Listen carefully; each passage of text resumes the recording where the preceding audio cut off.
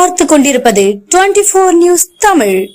அரசாணை 243 ரத்து செய்ய வேண்டும் என வலியுறுத்தி பொள்ளாச்சியில் தொடக்கப்பள்ளி ஆசிரியர்கள் கூட்டமைப்பினர் கண்டன ஆர்ப்பாட்டம். அரசாணை 243 ரத்து செய்ய வேண்டும் என வலியுறுத்தி பொள்ளாச்சியில் தொடக்கப்பள்ளி ஆசிரியர்கள் கூட்டமைப்பினர் கண்டன ஆர்ப்பாட்டத்தில் ஈடுபட்டனர்.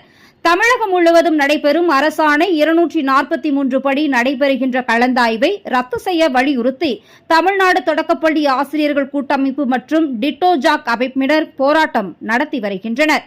இதன் ஒரு பகுதியாக பொள்ளாச்சி மாவட்ட கல்வி அலுவலகம் முன்பு ஆசிரியர்கள் கூட்டமைப்பினர் கண்டன ஆர்ப்பாட்டத்தில் ஈடுபட்டனர்.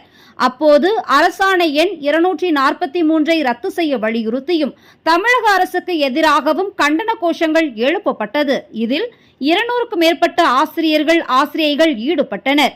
அரசாணை 243 படி கலந்தாய்வு நடைபெறும் பொழுது எங்கிருந்து யாரை வேண்டுமானாலும் பணியிடை மாற்றம் செய்யலாம் என்று அரசாணையில் மாற்றம் செய்யப்பட்டுள்ளது.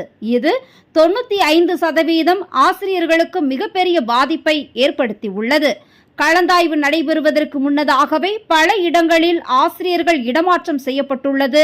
மிகப்பெரிய பணநாயகம் விளையாட வாய்ப்புள்ளதால் இந்த அரசாணையை உடனடியாக தமிழக அரசு ரத்து செய்ய வேண்டும், 12 அம்ச கோரிக்கைகளை உடனடியாக நடைமுறைப்படுத்த வேண்டும் உள்ளிட்ட பல்வேறு கோரிக்கைகள் ஆர்ப்பாட்டத்தின் போது வலியுறுத்தப்பட்டது.